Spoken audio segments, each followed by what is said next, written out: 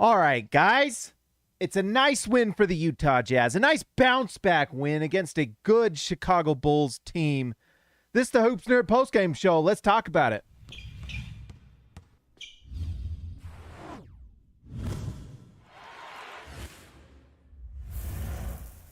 All right, so the Utah Jazz get a really nice win tonight against the Chicago Bulls, and the Chicago Bulls get a little bit of unnecessary hate from like that StatMuse site. I think they go out and they're going to do it again tonight. I haven't gotten on Twitter, but you can just count on it. Is they are going to talk about the Chicago Bulls and talk about how they haven't beat like an above 500 team or a top tier team or whatever the tweet is. The thing is the Chicago Bulls have had a very successful season. And if you're a Bulls fan, you should be really happy with what you're seeing. Let's whoops. Oh, that moved. Whoops. All right, there we go. Were we good? I think we're good. Oh my gosh, we're not good. We're not. All right, there we go. Let's talk about this game a little bit. All right, so if you're a Chicago Bulls fan, all I want to say is that your team is really fun and you should be happy this season. It's been beyond what anyone expected. I mean, you start off with just DeMar DeRozan and the absolute hate everyone put out there. It was one of those things where I could kind of see why they did it. Sometimes like people will hate on a move just because they have preconceived notions. Surprise, surprise with any NBA Twitter. But they signed DeMar DeRozan and he's been nothing but awesome. An MVP candidate. I think he's going to be in top 5 in MVP voting, and I kind of want to do a video on my NBA channel about why he deserves MVP love. Now, I don't think he'll get it.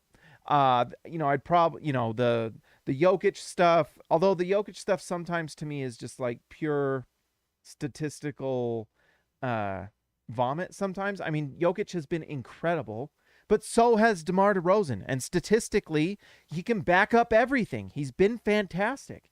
Embiid and, a few other guys. I'm not going to delve into that too much. But the moral of this story is that DeMar DeRozan has been fantastic this year and has been nothing but incredible. And he's been doing it at the hardest of times. I was scared to death coming into this game because of what DeMar DeRozan has done to other teams, and he's done it to the Jazz multiple times where he's had just like monster nights where he just scores like 30, 40 points on Utah.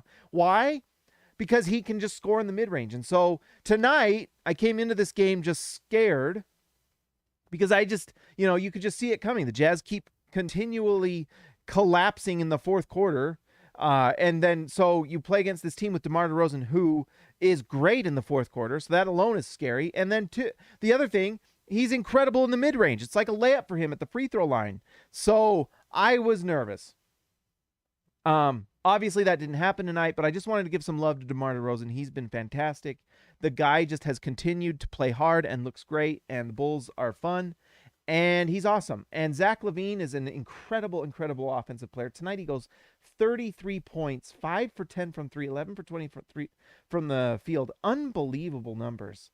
Just unbelievable from Zach LaVine. He's just awesome. Offensively, he is just incredible. And tonight, 5 assists for a guy who can't pass the ball, apparently.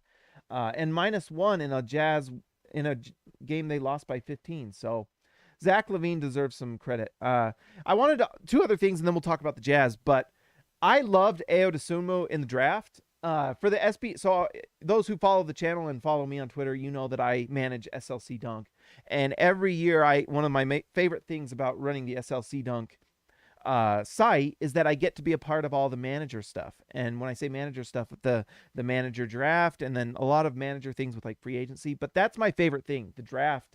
For SB Nation managers is a blast, and I picked Dosunmu for the Jazz in the first round. I thought the Jazz would keep their pick, and I did not see a lot of the guys falling. And I picked Dosunmu because you could just see in college he had length, he could shoot the ball. It was one of those things where you're like, this guy can kind of do everything you want an NBA player to do. And then he comes to the NBA, and the thing that really sets him apart, and this is a thing that's really changed my opinion about any prospect, is the guy's unafraid of anybody and plays hard, every night, plays defense hard. And lo and behold, the guy's been awesome. Look at this. Tonight he starts a rookie. He goes 6 for 11 from the field. He has 6 assists. And this guy was kind of one of those guys that people didn't know what he was. Well, guess what? He's a baller, and he plays hard, and he cares. He gives a crap, and he comes out, and he just gives everything, and he's awesome. So shout out to the Bulls who got an incredible guy. Like, lo and behold, the guy who's 6'5", 6'6", with long arms, can pass the ball, shoot it. I mean, he shot like 40% from 3 in college. Where are these scouts? I mean, it's like not that hard sometimes. And the guy just cares. God, I'm happy for Bulls fans, but 15-6 for Dosunmu tonight. That guy's a rookie, guys. The other guy, you've got to be just really happy for them. Let's see. Well, obviously the Alex Caruso-Lonzo Ball combo, and I think the Bulls really miss Lonzo Ball, his defense, and he's one of those guys. Like some people, I can just kind of gauge their basketball fandom on their opinion on like Lonzo Ball, and if their opinion doesn't like match what it should be, I just say toodaloo. And who's the player for them? They've got that guy. Oh, what's his name? He's injured for the Bulls right now. Crap, I can't remember off the top of my head. Like their guy they got, he was like top 4. Patrick Williams. They don't even have Patrick Williams, and that sucked because when Patrick Williams comes back, he's gonna be awesome. The athleticism, and he was showing some stuff to start the year this year, and then he gets hurt, so that sucked. So let's hope Patrick Williams can get healthy because this Bulls team is a lot of fun, and I really like how they've built this team. You know, it's awesome. It's awesome. So shout out to Bulls fans. All right, let's talk about the Utah Jazz. Let's just get into it. The name of the game and the story of this game was Donovan Mitchell. Like we said, I was scared coming into this one because you have DeMar DeRozan, who's incredible in the fourth, can shoot the mid-range. It's just a recipe for disaster for the Jazz in the fourth quarter. Donovan Mitchell said no. Donovan Mitchell said nope to that.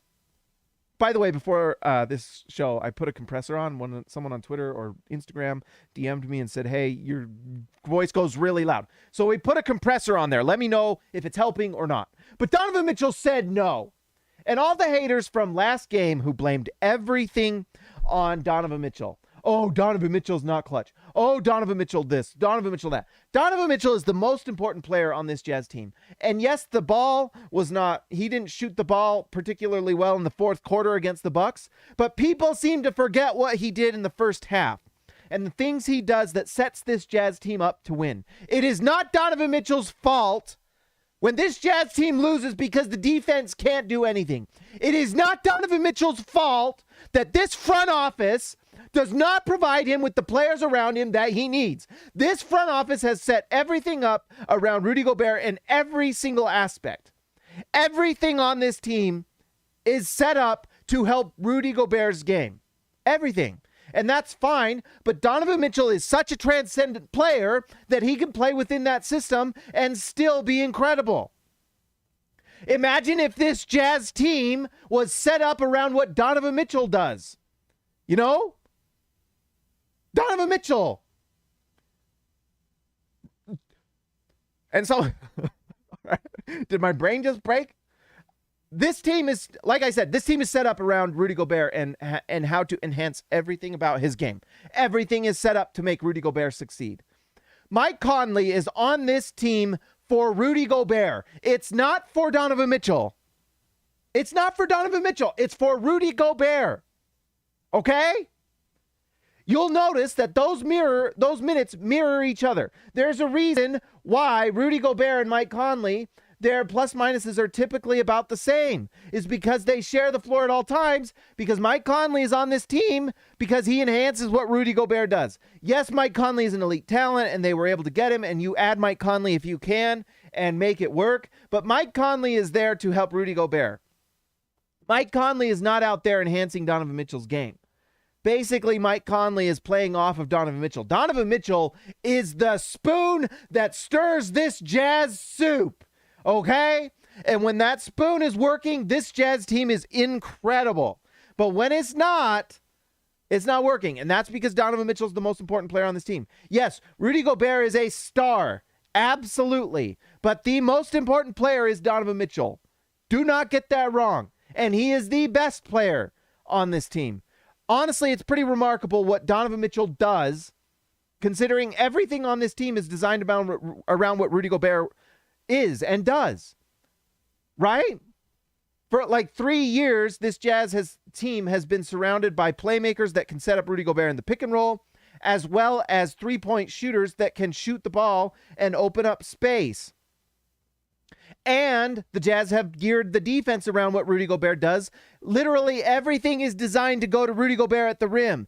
It pads his numbers, for one thing. And also Rudy Gobert is so good that it works during the regular season and helps you get Jazz wins. Now, we've seen in the last 3 years that style doesn't work in the playoffs because you have to have guys on the perimeter that can actually defend in the playoffs. But during the regular season, it works because Rudy Gobert is a transcendent defender. Best defender since of this generation, and he's better than Draymond Green. All right, Zach Lowe, he just is. But he has limitations, and the Jazz have geared everything around to minimize those limitations on offense while enhancing the ability on defense. Everything is geared around Rudy Gobert. The point is, Donovan Mitchell still does this stuff despite that. It does not matter. Donovan Mitchell, 12 for 22, 9 for 15. Five assists, 37 points, plus 11. He does this while being guarded by their best guy every single night. So against the Milwaukee Bucks, when everyone's blaming Donovan Mitchell for literally everything, Mitchell's being guarded by Drew Holiday and Javon Carter. All right? Tonight, it's Alex Caruso, and he smoked him. He smoked him. All right. Can we just get this straight? And anyone who says anything online other than that is not someone you should pay a lot of attention to, okay? If we see any more field goal attempts for Rudy and this Jazz team will win, that shows it's not a very intelligent opinion. It shows someone who probably doesn't have a good grasp on how these things work. Rudy Gobert is not able to create his own shot. That's not a shot at Rudy Gobert. He's just not able to create it. Donovan Mitchell's job is to create shots for himself and, by the way, for Rudy Gobert. Oh, and by the way, you're being guarded by Drew Holiday and Alex Caruso and Lou Dort and the like every single night. Every single night. And then when things don't go wrong, Jazz Twitter will get on there and say that Rudy Gobert deserved more. Rudy Gobert's the best player on the Jazz. Why didn't they get more shots from Rudy Gobert? Well, that's because they're being guarded by Alex Caruso and Drew Holiday. And on top of that, he's got to figure out everything for Rudy. Stop it. Figure it out. It's not that hard. Now, what if we actually put guys on the team around Donovan Mitchell that can actually guard? You know? The Jazz put Juancho Hernan-Gomez because he can actually guard and has some size, can actually rebound the ball. He was a -9. And honestly, you have Juancho Hernan-Gomez, and I don't know a single Jazz fan who probably wasn't pretty happy with it because someone could actually rebound the ball. All right? And provide some weak side shot blocking. Something the Jazz haven't had 4 years. Andrew Streeter, member for 6 months. Beating the Bulls without Bojan or Trent is tremendous. Yes. Although I will say, it's amazing what a little defense can do. And I don't really recall missing Bojan this game. Anyone else? All the Bojan guys that go in the comments and talk all sorts of mess to me? Well, I don't see a lot of them.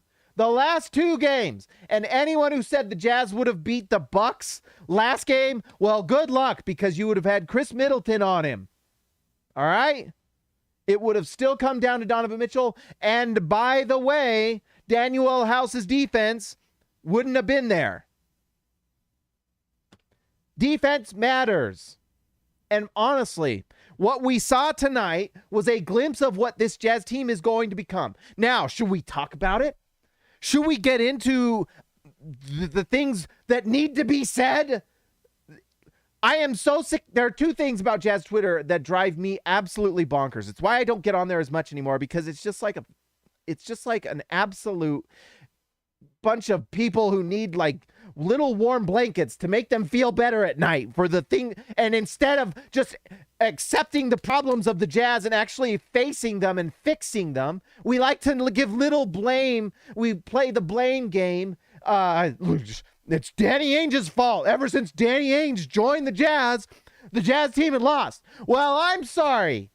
Danny Ainge joined the Jazz, and all of a sudden, this Jazz team had to face some consequences. Holy smokes. Certain players on the Jazz actually had to face a consequence for their play for the first time in 3 years, and they lost their minds. They're tweeting at Andy Larson on Twitter because you can't, like, are you kidding me? It's one thing to, like, play poorly during the game. It's another to tweet at a beat reporter. Give me a break. Give me a break. Stone up.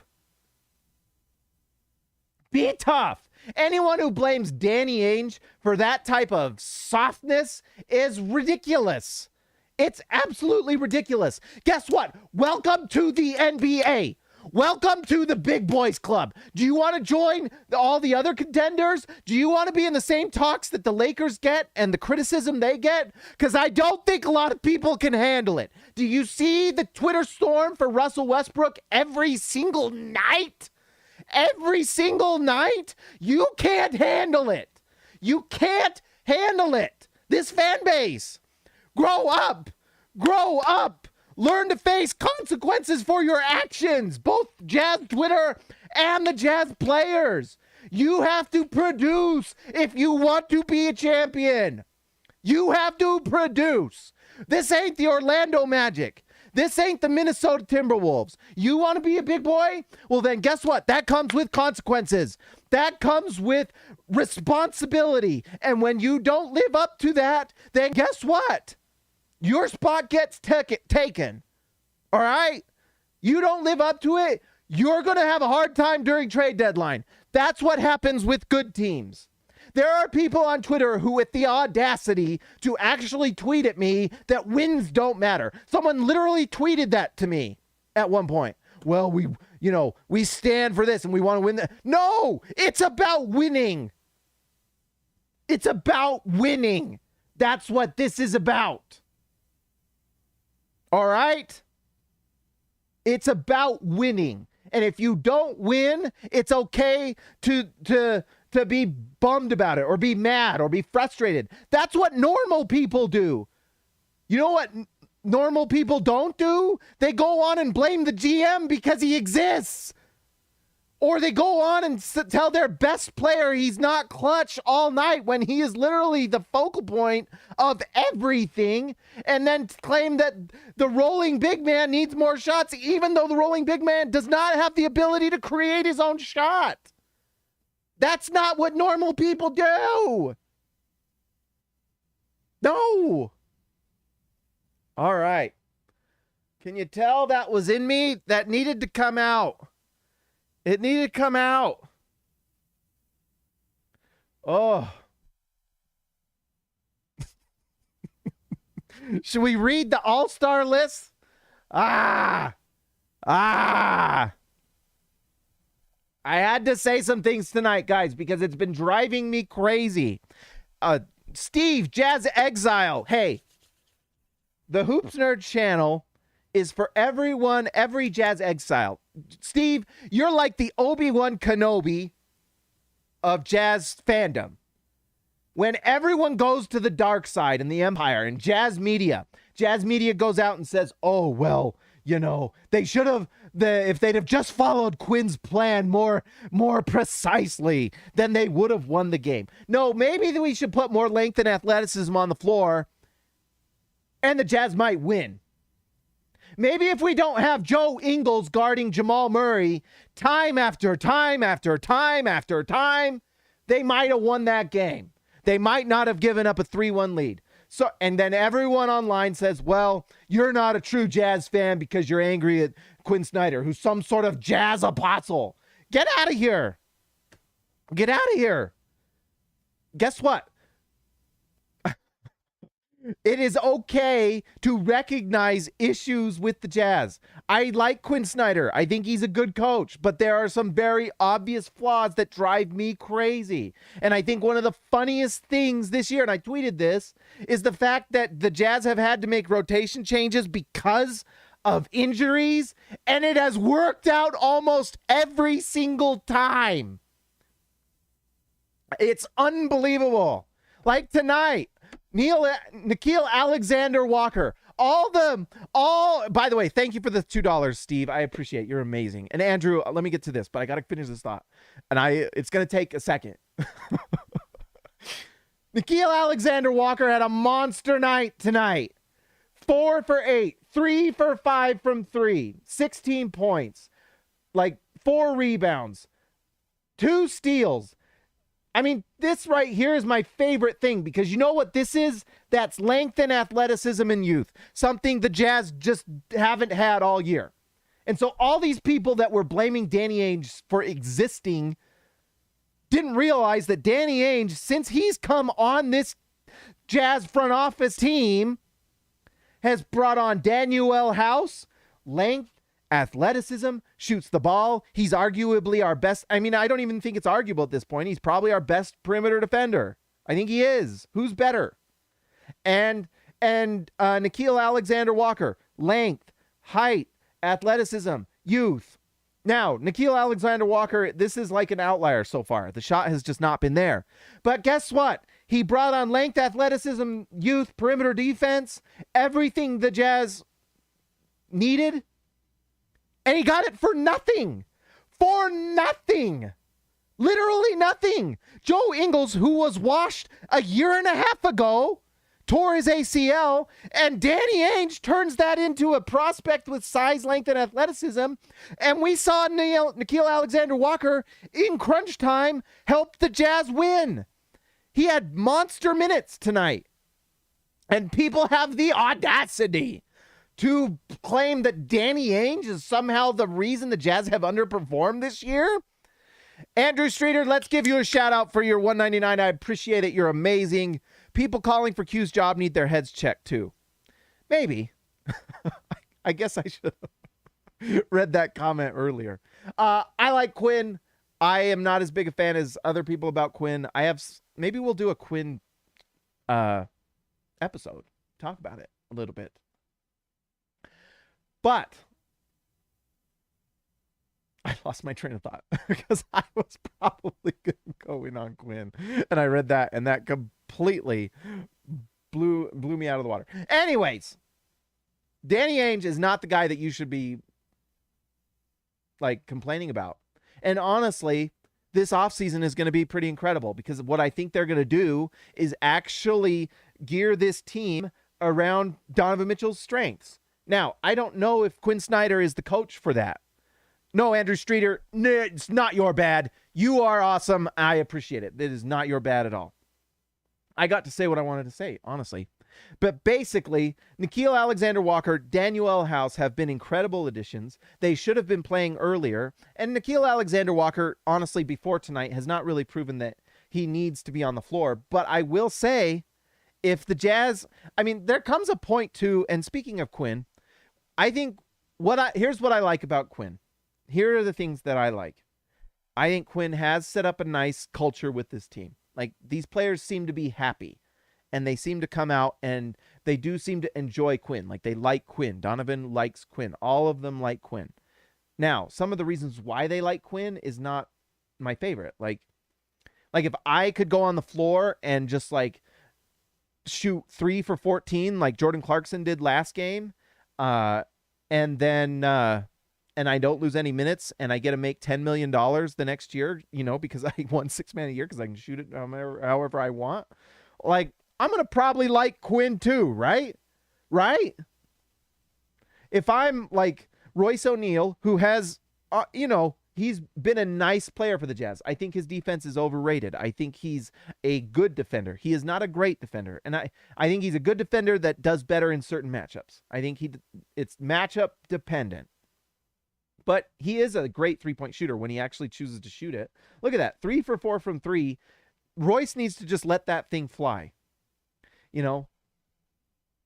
But Royce can do literally no wrong and will never sit. So you think Royce doesn't like Quinn Snyder? I'm sure he does.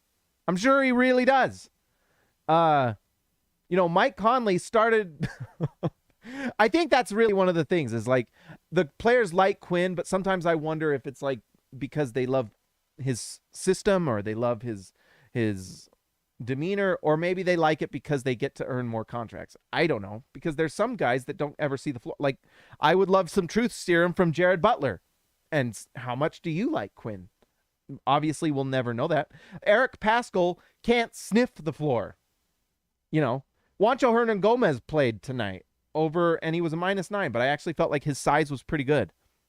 Eric Paschall has had a really nice year and does really nice things when he's on the floor, and he can't sniff the floor. So I wonder what he would say.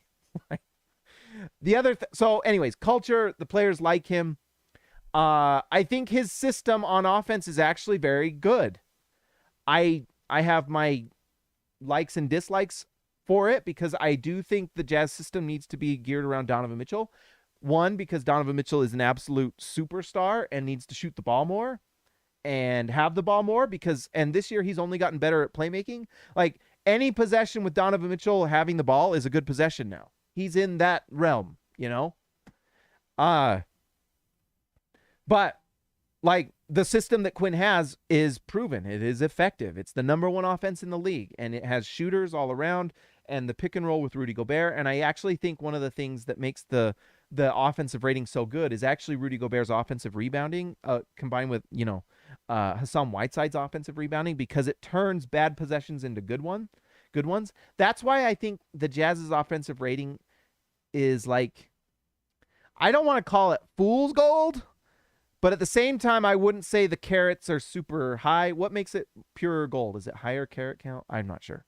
You know what I'm talking about, though? Like, it's gold, but I don't know if it's like the purest gold, because I think some of it's based off of offensive rebounding. And that's why I think there's times in the playoffs when it just gets locked up, and you play against like elite defenders. And I think that's why the Jazz offense still good in the playoffs, but kind of isn't quite as good as it is during the regular season. The defense, on the other hand, is just, it's Rudy Gobert. Rudy Gobert is that good, and he's incredible.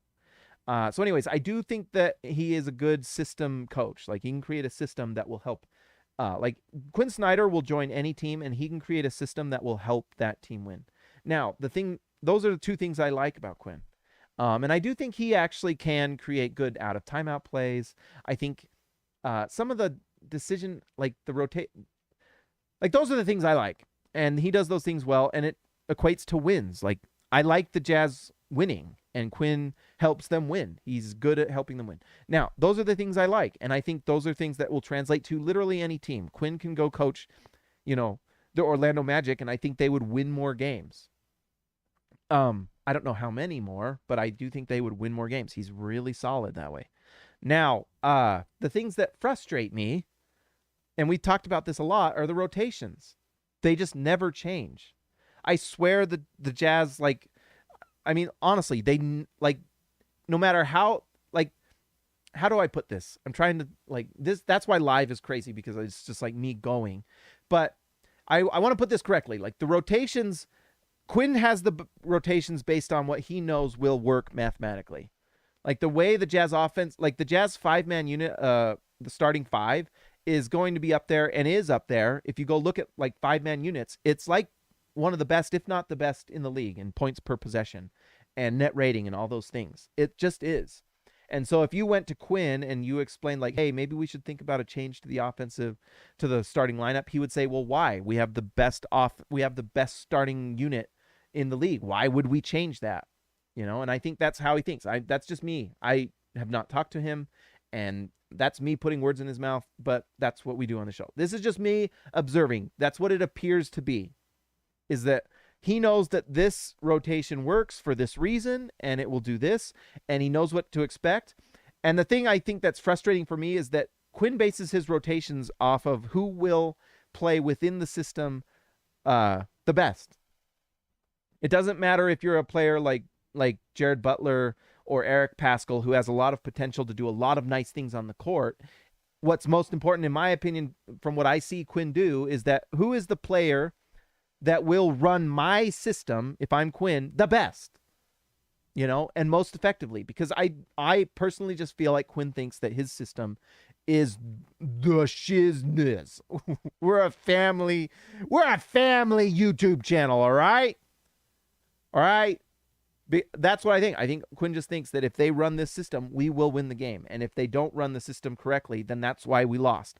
And so that's why you see someone like Jared Butler not play, because maybe he doesn't run within the system quite as well as, like, Royce O'Neal. Or the thing that's funny to me is that Jordan Clarkson came. And I actually think, like, Quinn is maybe the most stubborn coach in the NBA. He might be. He is just not changing from Jordan Clarkson. That is just set in stone. Tonight, by the way, not a great night to talk about this, but 26 points for Jordan. Jordan's actually quietly had an incredible 2 months. Like, Jordan Clarkson in the last 2 months, more needs to be talked about, the fall off for Mike Conley. Again tonight, 36% from the field. I know everyone was going crazy early in the game for the three-point shooting. 36%, and this is actually pretty interesting. And we talked about this the other night. If you cut out the Milwaukee game where he just, like, exploded, if you look at his stats from January 1st to today, minus Milwaukee, if you just looked at every single game, it's like almost 30 games. It's literally 36%. Go do it. You'll be impressed by the memory of me. That sounded weird. Anyways, I just don't think the 2-point shot's there anymore. It's just not. Now, it doesn't mean he can't be more effective, because he shot the 3 really nice and 7 assists. And he runs Quinn's system, and it took him a while to learn it. And that's why you're never going to see Jared Butler even sniff this area. And probably not. It's Mike freaking Conley. You're not going to do that. But we see Jared Butler play, or we see Trent Forrest playing above Jared Butler every single night. And Trent Forrest, it's not really time to really talk too bad about Trent Forrest because he's out with injury. But Trent Forrest can't shoot a corner 3. Trent Forrest does not fit the system very well. But Trent Forrest knows the system and runs the things the way Quinn wants to. Because Quinn believes in his system more than literally anything. And so Trent Forrest sometimes will find himself sitting in the corner shooting 3s because that's the right spot within Quinn's system. And it makes no sense to me. It makes 0 sense every time. Jared Butler's a rookie. He's still figuring things out. And since he doesn't run the system very well, he's not going to be in. So anyways, these rotations drive me nuts. And what I would love to see is more freelance and more ability to allow players to kind of play. And I just don't think it's very possible within Quinn Snyder's system. You can't tell me that Eric Paschall can't find a way to produce for this team, because he does nice things every single night he's on the floor. Every single night.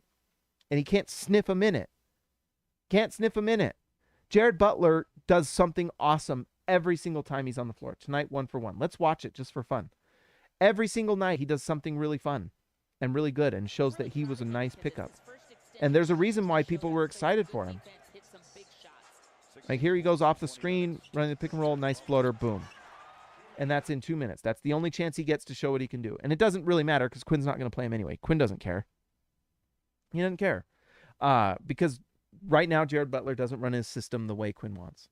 The other thing that drives me nuts is just in-game rotations. If you're staying within your same unit, Quinn, at least use the players within the unit, right? So, like, when there's foul trouble, Quinn will, like, adjust things. He'll adjust basically for foul trouble, and that's it. Like, that's it. Really, like, the most freelancing with rotations that Quinn does is either for foul trouble or when one player is playing so obviously bad. Like, let's say Rudy's having one of those nights where it's just not there. And that's not very often, but we've seen that, like, what, 2-3 times this year where, like, Hassan Whiteside has gotten some run because he's played really well. By the way, Hassan Whiteside's had, like, 3 great games in a row. But anyways, like, he's, like, given Hassan Whiteside, like, 8 extra minutes. That's, like, the extent of the adjustments. That's it. And I know some Jazz Twitter people and bloggers will say, well, the plays and he ran this play differently than last time. But guess what? It's with the same players. So the same problems that we run into every single night are still going to happen. The lack of length and athleticism and youth on this team is still going to show up. I don't care how many plays you add to that playbook that they like to brag about. Like, the playbook is like this big. Well, the playbook doesn't. Is there a page in there about putting some length and athleticism on?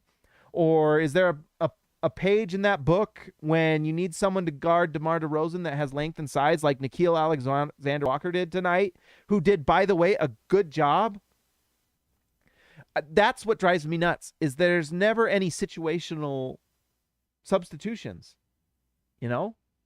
There's never, like, they just don't happen. And it drives me crazy. You know, the other day, what was the game? I can't remember who it was, but there was like a jump ball near the end of the game, and the Jazz lost the jump ball. And I don't even know if this is possible. Maybe it's not. Maybe you can't make a substitution for a jump ball. I don't know that you can't. But if you can, wouldn't you, if the game's on the line and you have a jump ball and it was like Hassan Whiteside, it was like Rudy Gobert against like some guard. I can't remember. It was a smaller guard.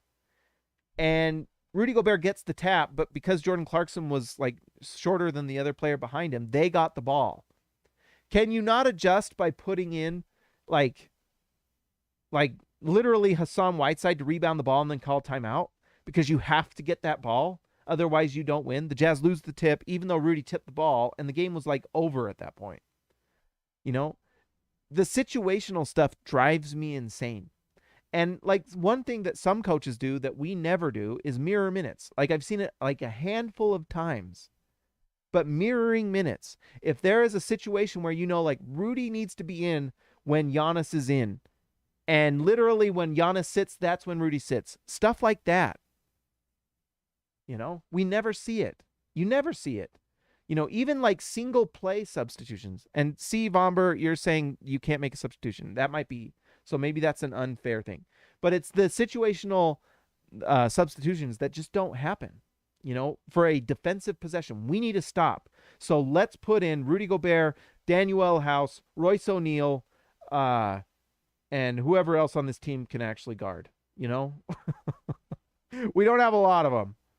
But you put on there your best defense, like maybe Eric Paschall or Rudy Gay, something like that, so that you have your best defensive lineup possible so you can get a stop. We never see it. We never see it, especially if you're up like 10 in the fourth.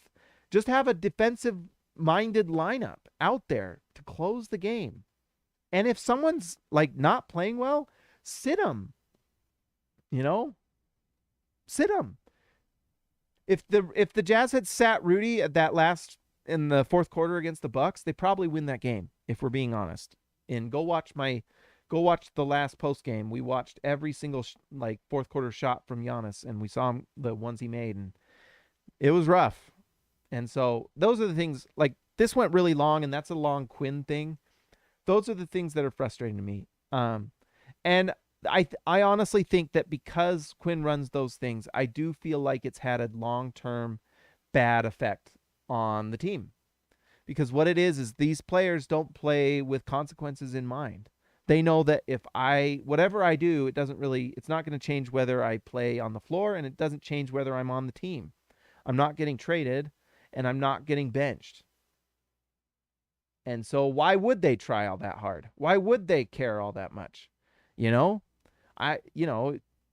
If I'm making $10 million and I just turn off my mentions on Twitter and I just post my outfit on Instagram and I make $10 million and then during the off season, I'm just off, going wherever. Because honestly, when you're in the NBA, when you're playing, you're like not even home half the time anyway, So like that's the life. You get to make $10 million.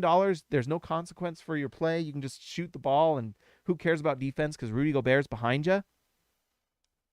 Pretty awesome. And so those are the things that are frustrating. I think there's been a long-term negative effect on this team because of that I don't know how they overcome it.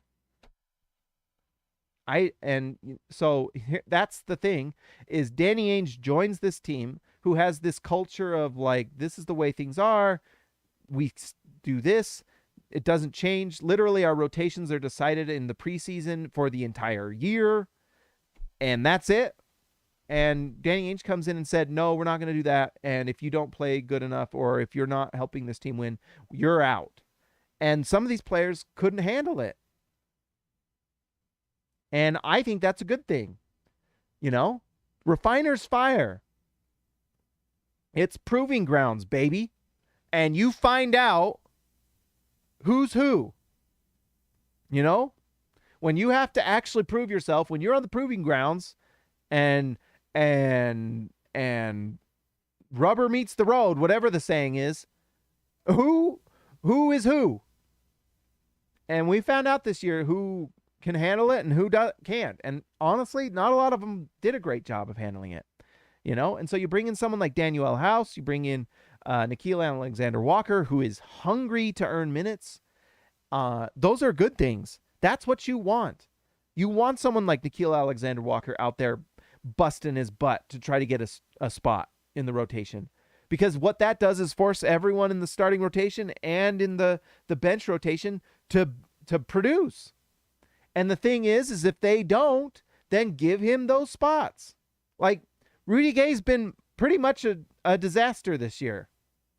And at a certain point, you just kind of have to accept what it is. It's not working out very well. I still think he provides value defensively, something the Jazz need. But even that, I'm wondering a little bit how good it is. I do like that he has size. I like that he can rebound, which helps out a ton. And I do think, he can, although, man, he can't shoot the ball that well this year. I mean, honestly, it's just not that good. Rudy Gay tonight in 17 minutes took 2 shots, went 0 for 2. He was a plus 12, and I think that's where you see kind of the defense and the size. But it also is just like 2 rebounds. It's not been great. And so, sorry, it's getting late. And so someone like Eric Paschall, who busts his butt and never gets a minute, it would be frustrating, right?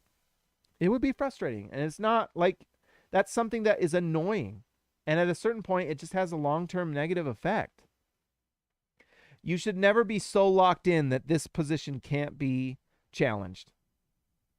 Right? I personally just believe that. Like, I believe that these positions should be earned. And of course, you're going to play Donovan Mitchell and Mike Conley and Rudy Gobert. But there's spots right here that I think have been open for a long while, for years now. And I haven't missed Bojan Bogdanovic the last 2 games. There hasn't been a moment in the last 2 games where I'm like, oh man, we would have won that game if he was on. Some people like to say those things because it makes you feel better after a loss. But the Jazz aren't winning against the Bucks if Bojan Bogdanovic plays. Because he can't, the defense isn't there, And so, I don't know. And maybe, I don't know. Who knows? I guess I shouldn't talk in absolutes. Maybe they would have. Who knows?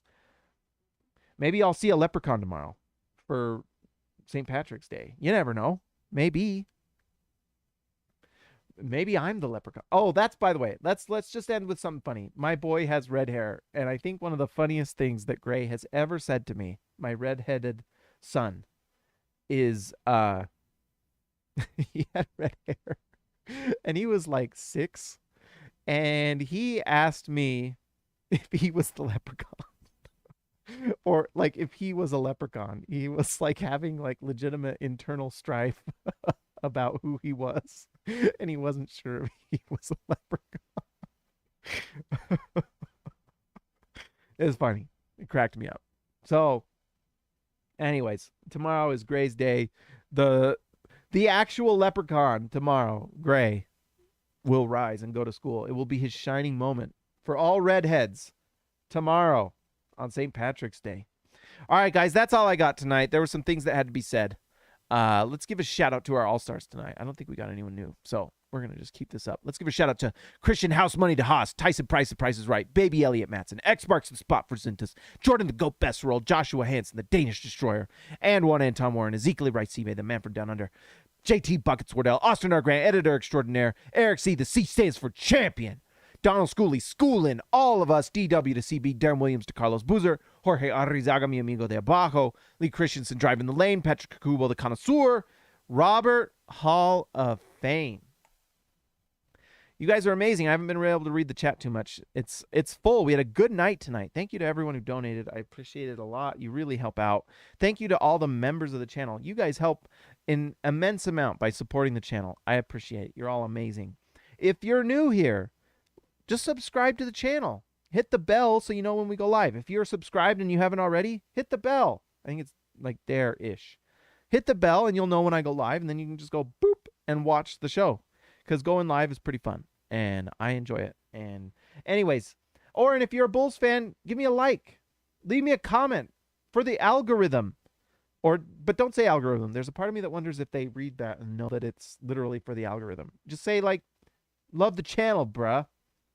In fact, if you're here, just say in the comments one thing that you like about Quinn Snyder. Will be a positive channel. So one thing in the comments you like about Quinn Snyder, and that would be awesome. All right, guys, you're amazing. Thank you for everything. I will talk to you next time.